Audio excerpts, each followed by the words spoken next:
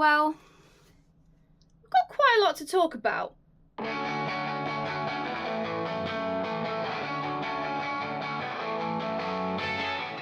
Hello storytellers, welcome back to the channel. If you're new here, hi, my name is Lauren.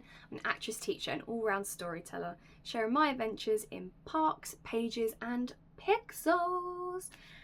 And today we've got another book review. Woo! Oh, I love doing these videos. I love talking about books. We are going to be talking about a specific book, but it's part of a series, and it was one of my original book review videos, which I will link above and below. It's the Serena Valentino villain series, and last time we caught up I was talking about the series, but specifically Evil Thing, because it had just come out. Since then we have now got 11 books in total, and there's been 4 more. And actually by the time this comes out, I think the 12th book would have been released.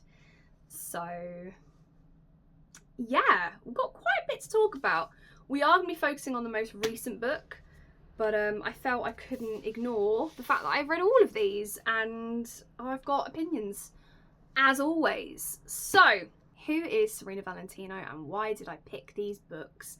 Serena Valentino is an author. I believe she is from the States. I do follow her on Instagram. She has been writing a villain series for quite a long time now. That all interlink with the characters, the Odd Sisters. So she sort of weaves the villains, it's the stories of how they became a villain, or it gives a bit more context into what happened while they were caught in their villainous story. And it is the debate of, why do these characters have to be the villain? Why was that decided? The way she weaves the stories is beautiful, it's magical.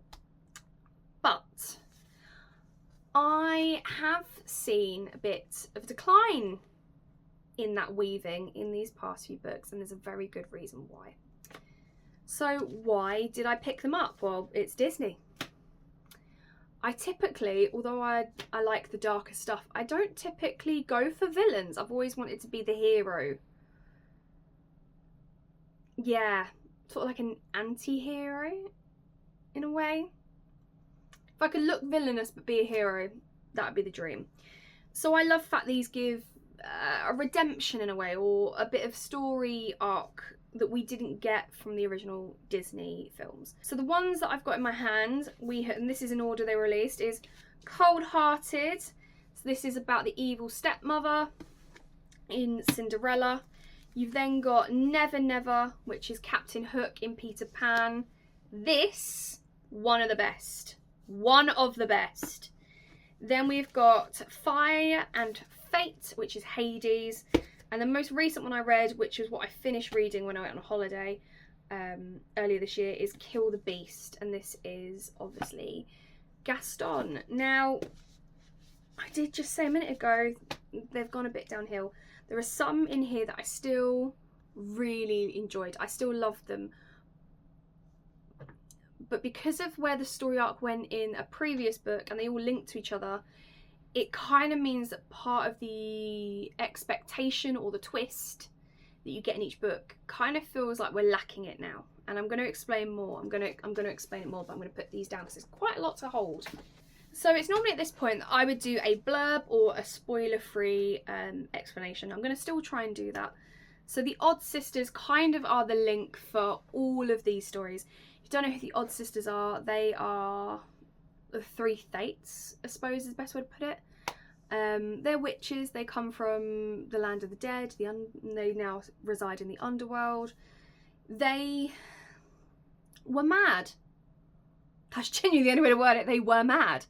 I suppose still are. And the first sort of half of this series, it's their daughter who thinks she's their sister for a big chunk of it. It's the whole thing. It's their chaos that they've put into all of these characters' lives, and how they have basically been pulling the fate strings to cause mischief and misery. And then there's arguments with the good fairies and how they only look after the princesses, and why is it only the princesses who get help. And I think it answers a lot of questions that you would have about why some people get like a fairy godmother and others don't. So yeah, essentially the Odd Sisters story has kind of come to a close now. They now reside in the underworld with Hades. They're happy. And so these are stories that Circe, their daughter, is unravelling now, that her mothers had meddled in. And so before it was always sort of like, well, how are the Odd Sisters going to react?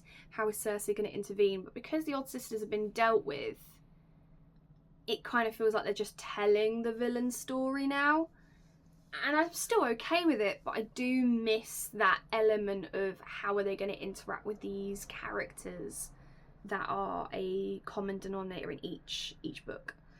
I'm missing that. So in terms of blurb, I'm not going to read all of them. We are going to read the most recent one, which is actually on the inside. He knew he was the best. He knew he was everyone's favourite guy. You may think this tale as old as time has been told before, which for the record, we have already got one of these books that is for the Beast, Prince Adam. You may know about Beauty and the Beast and the curse they broke together, but some stories have more than one ending. Some stories have more than one villain. Such is the story of Gaston. Growing up, young Gaston and the prince were brothers in all but blood.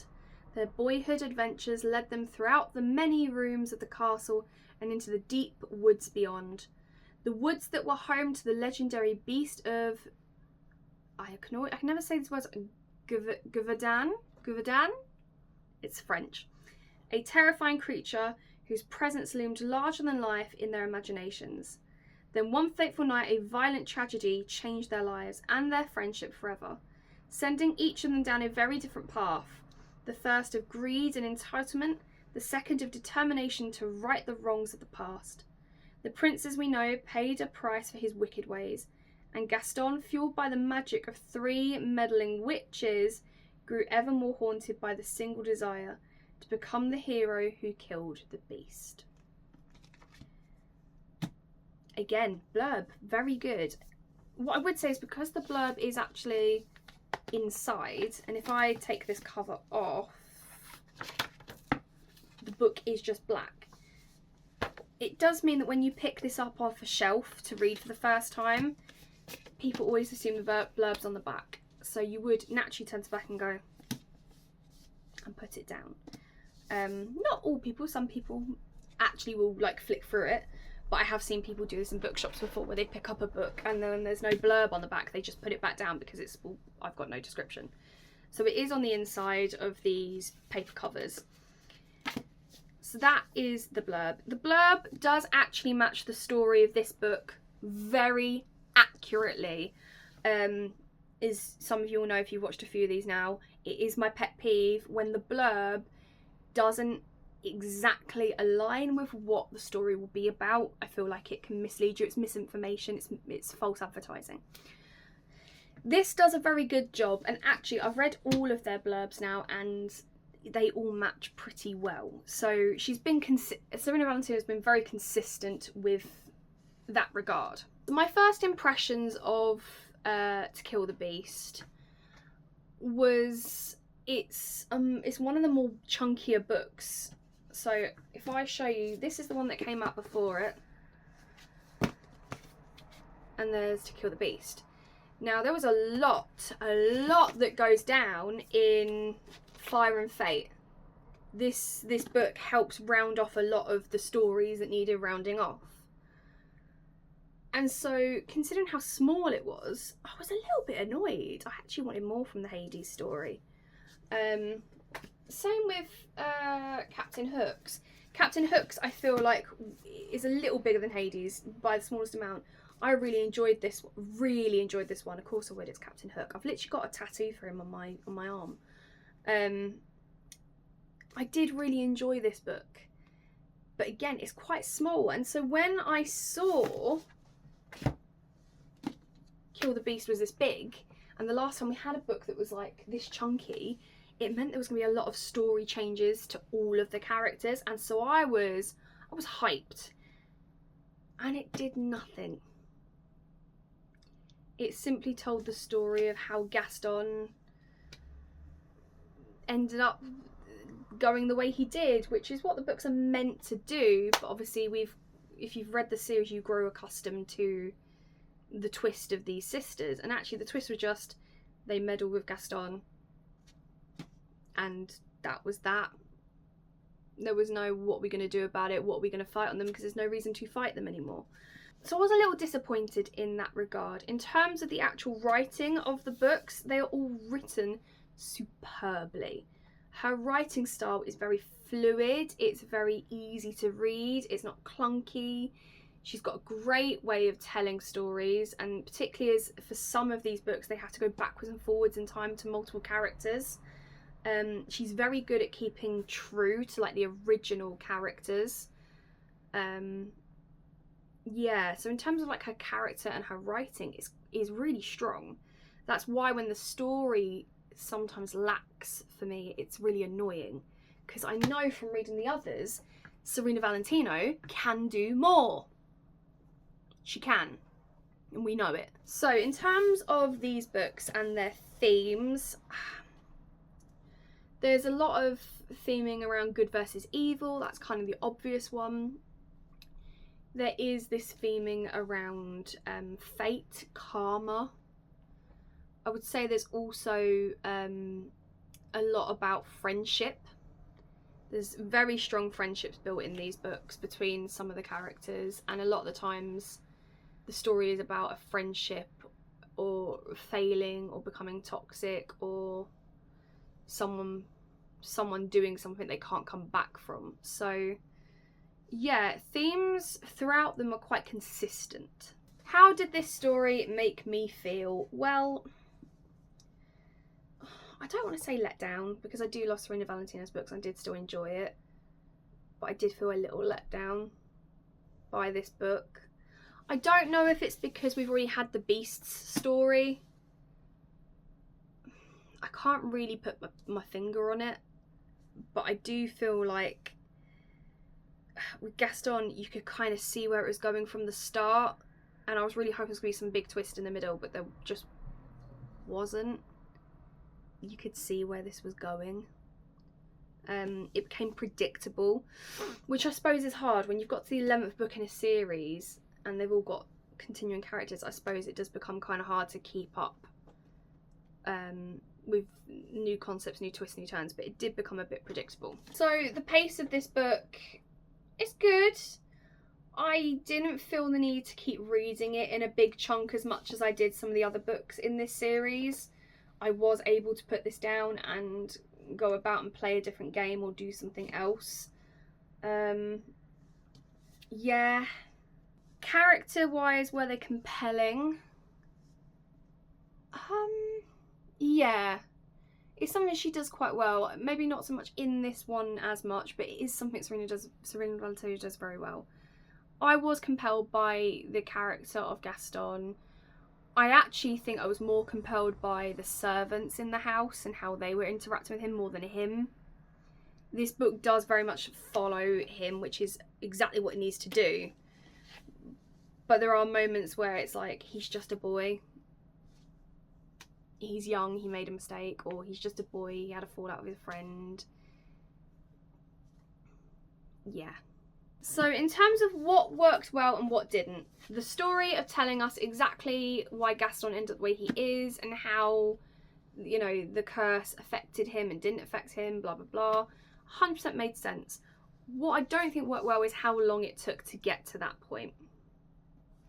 A lot of this wasn't necessary and was a speed read.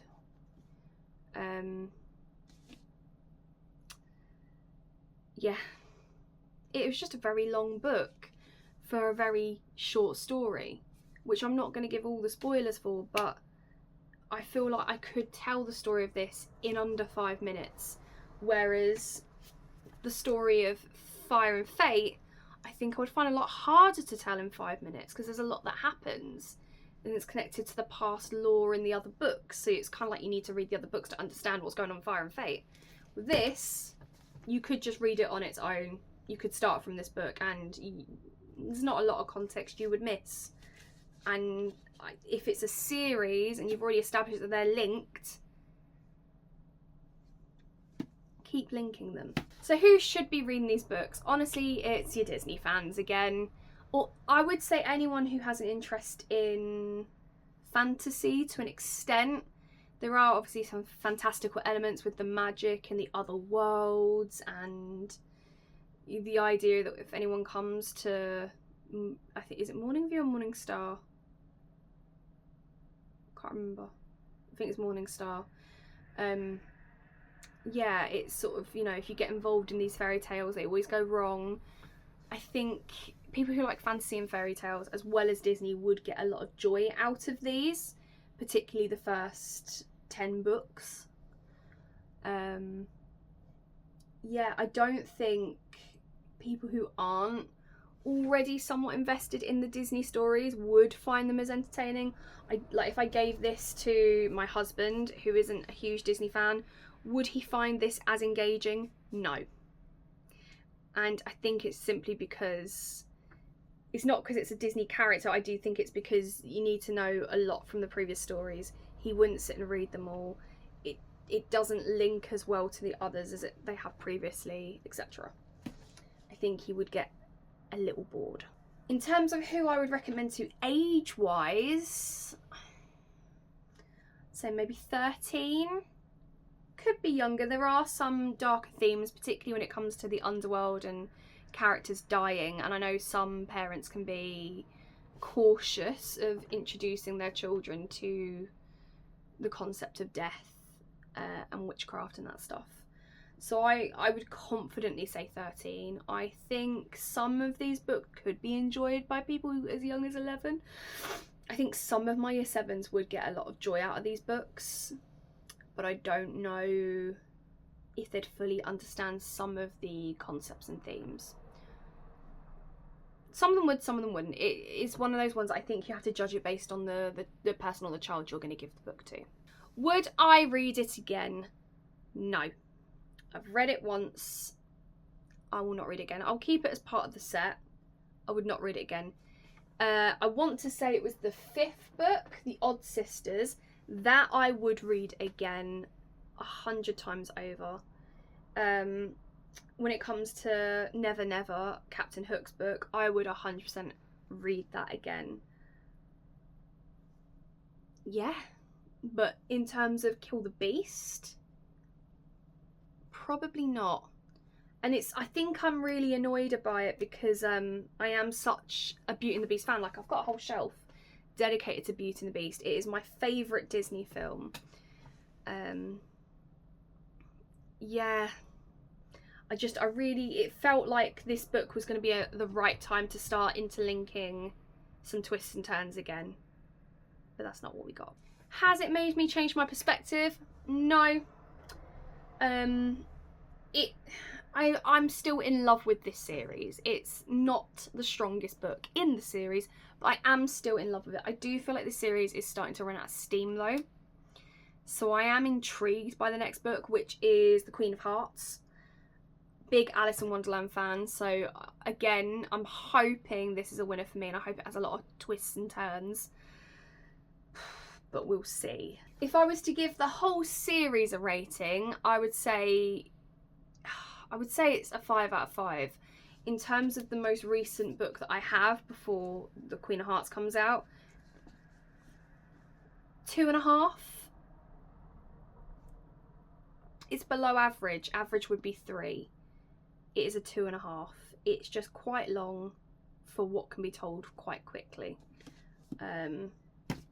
Yeah, and it doesn't have that many twists and turns, and they feel a little predictable. So with that being said, have you read this series? Are there any villains you would like to see as part of this story?